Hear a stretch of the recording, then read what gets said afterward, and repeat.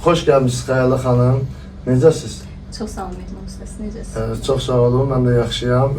Bu günlərdə ən çox cəsarəti mən sizdə gördüm. Çünki adətən bizdə kişi bərbərləri olur, kişi saçlarını kəsən. Amma tək bir xanım sizi görmüşəm ki, o cəsarət də sizdədir ki, siz kişi saçları kəsirsiniz. O cəsarəti hardan toparladınız, necə toparladınız ki, gəlib qınaq səbəbinə çıxmasın və bilə-bilə ki, bunu qınağa çevirəcəklər, amma bu sahəni seçmişsiniz. İlk olaraq sizə təşəkkür edirəm məni dəvət etdiyiniz üçün. İnşallah qayçı səsi verilişiniz çox-çox baxımlı olar və getdikcə daha çox tanınar. Hansı ki, bir ilki imza atmışsınız. Necə ki, mən ilklərə imza atmışam. Belə deyim, cəsarət deməyək də, fərqlilik deyək. Çünki bəzən insanlar hər hansı bir işində, yəni daha doğrusu karyerasına yorulanda özünü dəyişmək istəyir və düşünürəm ki, belə insanlar cəsarətli insanlardır və mən də çox cəsarətli insanam. Çünki sıfırdan bir işə başlamaq, hansı ki, qarşı cinsin nümayəndələri ilə sadəcə qarşılaşırsan, orada yaşadığın situasiyalar və yaxud da başqa bir problemlər deyək ki, bunları əvvəlcədən düşünüb, qəbul edib, daha sonra həmin sahəyə addım atmaq lazımdır. Hansı ki, bilirsiniz ki, sərkərdələr döyüşə girmədən əvvəl düşünürlər ki, o döyüş necə olacaqdır. Onu beynində düşünür, qərar verir və normal olaraq məğlub olmağı seçmirlər. Çünki adı üstündə sərkərdədir və onlar seçilirlər, əskər deyil, sərkərdə olduğu üçün heç vaxt qorxmamalıdırlar və mən bu şəkildə baxdım, yəni bu sənətə başlayanda. Çünki hansı ki, məndən daha böyüklər də var, məndən daha kiçiklər də var və orta bir yaş kateqoriyasında bilmədiyim bir sahədəsən, sanki bir dənizdəsən, amma üzə bilmirsən və başlayırsan dənizdə boğula-boğula üzməyə. Üzməyə də təkan atırsan ki, oradan çıxasın. Və mən sizi səhifədə gördüm, Instagram səhifəsində çox gözəl əl işləriniz var, həqiqətən də. Və onu da deyim ki, müştərilərlə necə rahat olur sizin üçün, yoxsa? İnanın mənə artıq illərdir bu sahədə çalışmağıma baxmayaraq və bu arada onu da qeyd edim ki, mənim saça yanaşma tərzim daha profesional şəkildədir və daha elmidir. Çünki düşünürəm ki, bir tükü kəsəndə sadəcə biz tük kəsmirik. Çünki bu bir incə sənətdir, adı üstündə, keçən həftə qeyd etmişdim. Bəli, incə sənətdir. Çünki o insan bilməlidir ki, yəni həmin bərbər sənətkar bilməlidir ki, o tükün istiqaməti hansı tərəf olacaq və müştəri hansı tərəfə darayacaq saçı və tük uzandıqca hara getmək istəyəcək, vurulurdu desək. Bunu bildirsə, məncə saçda heç bir problem olmur. Müştərilərimə qaldıqda, müştəri kateqoriyalarım demək olar ki, standart bir formadadır, yəni orta kateqoriyadır. İlk başda gələndə normal olaraq baxıram ki, özləri də sanki inanmaq istəmir və daha çox uşaqlıqdan psixolojik olaraq, məsələn, ailədə anası onu qadın saç ustasına aparıbsa və yaxud da anası ilə bir yerdə, ciddən, yəni anası ilə bir yerdə qadın saç ustasına gedibsə, orada görübsə, yəni bunlara artıq normal gəlir, yəni o psixologiyada olan insanlara. Amma yox, bəzən də olur ki, həmin insan fərqlilik axtarır.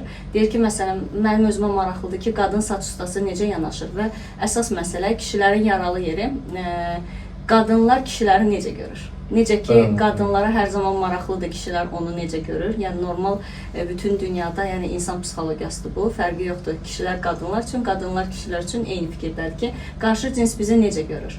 Və onlara da maraqlıdır ki, qadın olaraq mən onları necə görəcəm, necə dəyərləndirəcəm və onların ətrafındakı insanlar ona nə deyəcəkdir? Məsələn, hə, stilin qəşəngdir, qəşəng görünürsən və ya saçın azdır, çoxdur və şükürlər olsun ki, çox vaxt bu çox-çox yaxşı alınır və müştərimdən feedback olaraq, yəni necə deyərlər, rəy olaraq çox yaxşı sözlər eşidirəm və bunun üzərində də daha çox çalışıram. Məsələn, müştərinin saçını kəsdikdən sonra sadəcə bayaq qeyd etdiyim kimi saç kəsmirəm və ondan soruşuram. Məsələn, bir həftə 10 günündə saçınız necə idi, 20 günündə necə idi? Hansı ki, 20-25 gün arası müştərim artıq gəlir saçını kəstirmək üçün. Bəzən inanın mənə olur ki, bir ayının tamamında da gələn müştəri olur. Deyir, məni narahat eləmir deyə, yəni problem olmur. Yəni, saç elə kəsilməlidir ki, çoxaldıqca öz formasını versin və çox vaxtı da bir də görürsünüz ki, qısqanclıq da baş verir. Müştəri, misal üçün sizin yanınıza gəlir. Bunda çətinçilik çəkmişsiniz. Yəni onun evindəki qısqanır da sizin yanınıza gəlməyi. Bu haqda çox danışmayacağam da belə qeyd edim. Çəkiliş istəməyən müştərilər olur. Yəni onlara böyük hörmətim Çəkmirsən var. və yaxud deyir sil bu videonu. Bəli, və ya əvvəldən mən soruşuram, artıq bayaq qeyd etdiyim kimi illərlə işlədikcə müştərinin Qorxarsan ya yox. Bəli, müştərinin tipini, Allah xasiyyətini tuturam. Məsələn, sakit insanlar çox vaxt paylaşımlara açıq biri olmur. Mən məsələn çox hiperaktiv biriyim. Baxıram hiperaktiv, pozitiv insanlar, bəli. Yəni heç bir problem olmur və yaxud da deyir ki, üzüm düşməsin, paylaşım, problem yoxdur belə. Çünki yəni adam istəmir üzü düşsün və ya işi ilə bağlı bəzən olur ki, dövlət işində işləyən insanlar sevmirlər. Yəni sadəcə deyirlər ki, hə, əvvəl sonra. Çünki mən saçı kəsdikdə əvvəl və sonra deyə, yəni şəkil çəkirəm kataloq olaraq ki, onun özü evdə olduqda incələsin. Yəni bu da artıq saça fərqli bir yanaşma. Yanaşmalı, düzdür. Mən bu yaxında da sizin o videolarda ən çox cəlb edən o sevgi haqqında bir videoda kəsim çıxartmışsınız. Onun haqqında danışsaydınız, izləyicilərimiz onun çox maraqlıdır. Keçən dəfə yəni güclü bir marketoloqla dialoqumuz olmuşdu. Hansı ki, mən çox sevirəm bu arada diskussiyaları, yəni bir şeyləri müqayisə etməyi. Hansı ki, işimlə bağlı maraqlı ideyalar deyirdi və orada birdən o deyirlər, sanki insanın beynində bir dənə işıq yanır, ağ işıq. Bu həqqi də bir ilk daha. Mən hələ bu günə kimi istər xarici dövlətdə olsun, istər heç bir yerdə görmədiyim şeyi sizdə görmüşəm. Bəli, çox sağ olun. Və maraqlı bir ideya ağlıma gəldi ki, hansı ki, sevgililər arasında bəzən olur problemlər ki, yəni ümumi yanaşma, yəni mentalitet cəhətdən həm də fərqi yoxdur xaricdə. Bəli, görünüş çox önəmlidir. Bilirsiniz ki, ilk olaraq psixologiyada insanın görünüşünə baxırıq, daha sonra onun üz mimiklərinə və sözlərinə, o insanı bizi inandırması və bizdə güvən yaratması üçün bu şeylər çox önəmlidir və iki sevgili nəzərdə tutulur. Hansı ki, xanım bəydə müəyyən dəyişikliklər istəyir, amma xanım nə qədər təkid etməsinə baxmayaraq bəy deyir ki, mən özümü dəyişmək istəmirəm və saçı, saqqalı o qədər əla vəziyyətdə deyil. Olduğum kimidir qəbulda. Bəli. Çox güzel. Və xanım gedir və biz bura biraz yumor qatdıq ki, bəy dəyişir. Təbii ki, mənim yanıma gəlir və dəyişir. Daha sonra bəy xanım istəmir. Hə, o vurmadan ki, bəy xanımı istəmir. Çox gözəl bir fraqmentdir. Bunu izləsələr, daha geniş şəkildə orada var. İndi əsas bizə lazım olan, mən bayaq da vurğuladım ki, bütün bərbərlərdən, yəni baxıb sizdən önünə götürəsi çox şey var. Bu bizə lazım olan bu feyd kəsimlərdir, midfeyddir. Çox insan onun misal üçün yaraşdı, yaraşmadı, kəsir. Yəni simaya uyğun kəsim çoxsu etmir.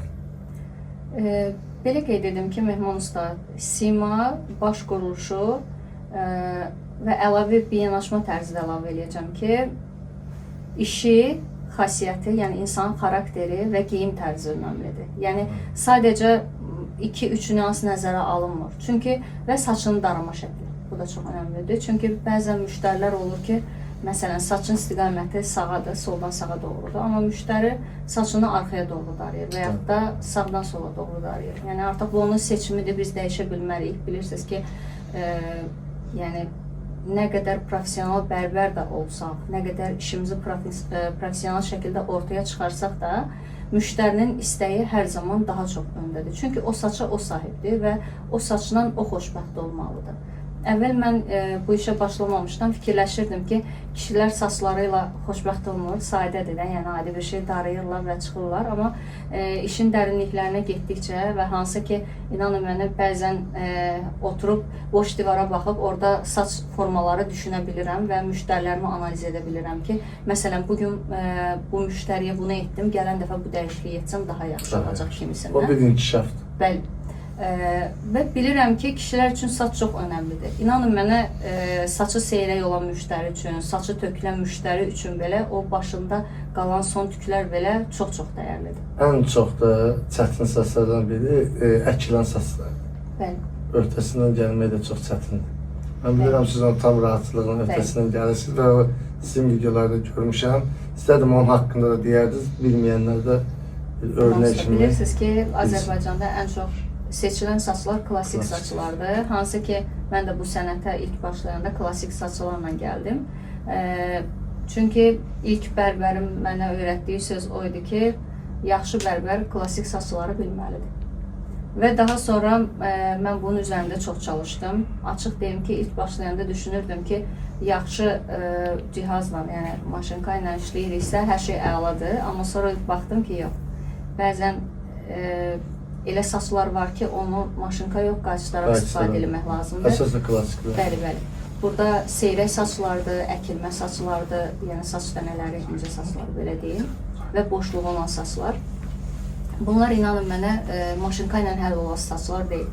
Və hər bir tükün uzandıqca istiqaməti, hansı tərəfə uzanacaq, müştəri hansı tərəfə darayacaq, bu çox önəmlidir. Çünki bəzən çox ideal kəsilən saçı belə müştəri əks istiqamətdə darayıb o saçı bərbad vəziyyətdə göstərə bilər.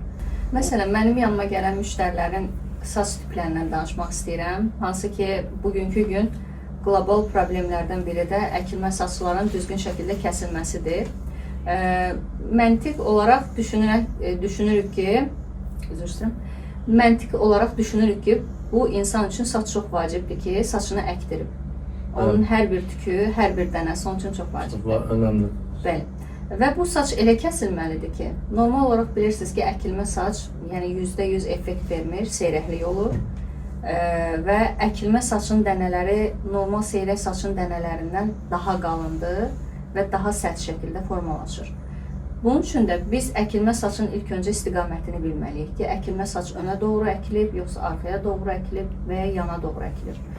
Deyə bilərsiniz ki, bəlkə də bu ağılsızlıqdır, yəni elə bir şey mümkün deyil. Çünki normal olaraq həkimlər deyəcək ki, hə, düz əkmişik, saçın istiqamətindədir. Amma inanın mənə bəzən saatlarla gedən bu proses bəzi yerləri əks istiqamətdə, yəni tüklərin əks istiqamətdə uzanmasına gətirib çıxarır. Yəni həkimlərin özləri də düzgün formada əkmirlər. Bəli, saçın tükləri tərsinə əkirlər. Məsələn, deyək ki, saçın orta hissəsini önə doğru əkiblər.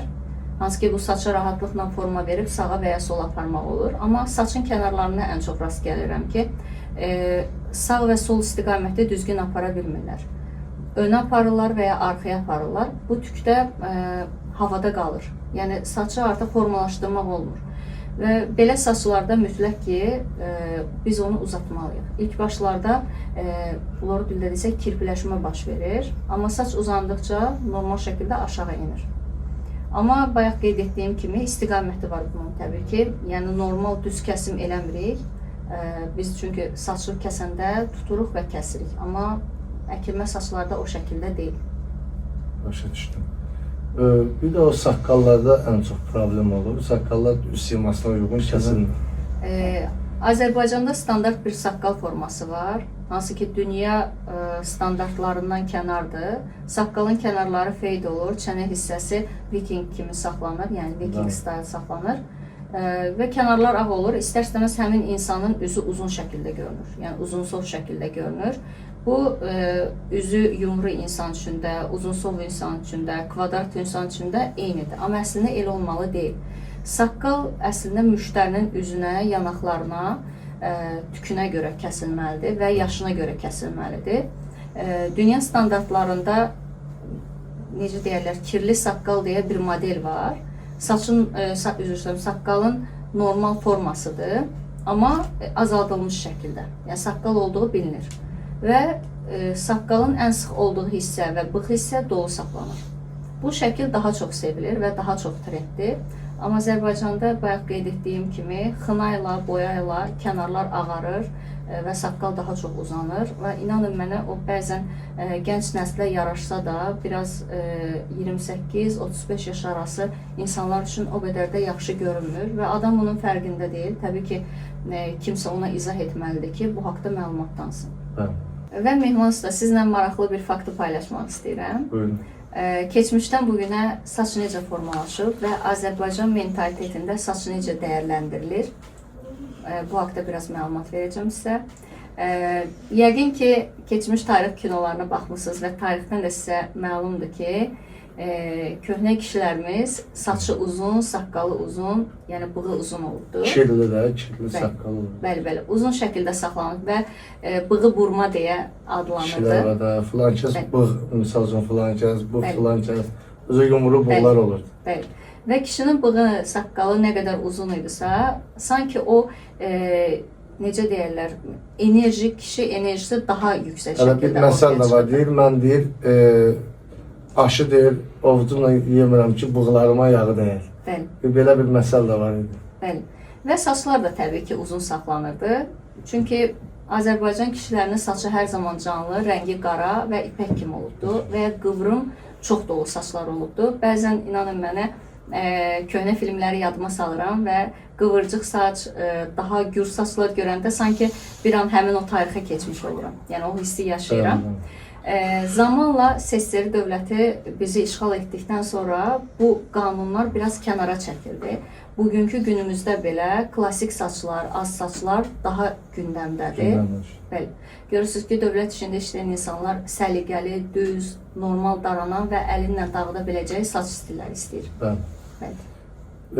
İndi bir fakt da deyim ki, yəni əsas 50% ustanın özü olsa da 50% da işlətdiyi ləvazimatdır. Siz hansı markalardan istifadə edirsiniz? Qoy izləyicilərimiz onları da görsün. Markalar məndə dəyişir. Daha çox çalışıram ki, yaxşı markalardan istifadə edim. Çünki sizin sözünüzə qüvvət. Yaxşı iş görə bilmək üçün alətlər mütləq ki, keyfiyyətli olmalıdır ki, işimiz də peşəkar şəkildə ortaya çıxsın. Bugünkü günümüzdə də klasika çox istifadə olunur. Kişilərimizin ən çox istədiyi saç tipidir. Saç daha doğrusu üzrəm. Saç modelidir. Bu da biri mənim saçım. Hə, sizdə də elə klasik. Klasik. Səbəbi nədir? Yəqin sizə də maraqlı olar. Bayaq qeyd etdiyim kimi, SSR bizi işğal etdikdən sonra artıq necə deyərlər, bəylərimiz əgər dövlətdə işləmək istəyirdisə, onlar saçını, saqqalını azaltmalıydı. Demək olar, bığ, saqqal olmamalıydı və saçları qısa olmalıdır. Bəli. Filmlərə baxsaz görərsiniz ki, Rus əskərlərinin saçı hər zaman düzənli və çox səliqəlidir, həm də qısadır. Bəli. Və bu digər dövlətlərin də əskərləri üçün keçərlidir. Və həmin dövrdən bizim psixologiyamıza o qədər bu yeridilib ki, və illər keçsə də bu necə deyərlər? Bəli, bu psixologiyadan bu Almanka deyirlər. Bu çox insan onu bilmiş ki, bu Alman zabitlərinin saçıdır. Qıraqlarının ağardıb, çolka da yuxarı olmaq o deməkdir ki, qaldırıb papağa keçirdilər ki, çolka görsənməsin. Ən çox yəni onlardan gəlib bu saçda. Və bizdə də bu gündəm olduğu üçün, sevilən saç olduğu üçün biz çalışmalıyıq ki, ən çox bu saçların üzərində işləyək və klasik saçlardır bunlar da. Mən çalışıram ki, çox qısa deyil də, həmin o istədiklərinə uyğun klasik saç olsun ki, daha yaxşı görünsün. Bunun üçün də, bəli, alətlərimiz mütləqdir. Alətlərimi hər zaman çalışıram ki, ən keyfiyyətli olsun. Yəqin ki, sizdə də eyni hal keçərlidir. Bəli, siz hansı markalarla işləyirsiniz? Azestetik şirkətinin bu arada ambasadoruyam. Ona deyim ki, Azestetik bizim baş sponsorumuzdur. Buradan da Rəşad müəllimi salamlayırıq. Elturan qardaşımızı da salamlayaq. Hər zaman bərbərlərin dəstəyidirlər. Hər zaman bərbərlərə keyfiyyətli məhsullar gətirirlər. Bəli, yeniliklər gətirirlər. Və alətlərimiz nə qədər yaxşıdırsa, kəsdiyimiz saçda o qədər mükəmməl şəkildə ortaya çıxır. Müştəri də razı qalır. Normal olaraq müştəri bazamıza getdikcə böyür. Böyür, maşallah olsun. Hər zaman sizə uğurlar arzulayıram. Çox sağ olun. Bu günlərdə sizi burada görməyə çox sevindim. Xəyalı xanım çox həm gözəl sənətkardır, həm də çox savadlı ustadır. Xəyalı xanım ilə biz baş sponsorlarımızdan danışaq. Azestetik qrupu bizim baş sponsorumuzdur. 18 ilə yaxındır ki, Azestetik Qrup MMC innovasiya və keyfiyyəti özündə birləşdirən tibbi, stomatoloji, kosmetoloji və gözəllik sahəsində qabaqcıl həllər təqdim edən etibarlı tərəfdaşdır. Dünyanın 20-dən çox ölkəsinin 40-dan çox aparıcı firmasının Azərbaycandakı rəsmi distribütorudur. Şampunlar var, saç şampunlardır. Kings Amore, yəni kralların seçimi. Çox gözəl kremləri var, çox gözəl saç tozları var. Saqqalı çıxmayan insanları saqqal çıxardan serumları var. Bir də Luxes keratindir. Luxes keratini dünya brendidir. Həm xanımlar, həm də bəylərimiz istifadə edə bilər. Çox vaxtı keratinlərdə adətən, yəni o kim deyir 6 ay, 7 ay qalır, çoxsunda qalmır. Yəni 3 ay onun müddəti olur. 3 ay o öz effektini itirməməlidir. Bu keratin də həqiqətən də 3 ay olduğu kimi simvolunu saxlayır. Həm xanımlarımız, həm də bəylərimiz istifadə edə bilər. Bir daha təşəkkür edirəm. Verilişimiz bitdi. Çox sağ olun.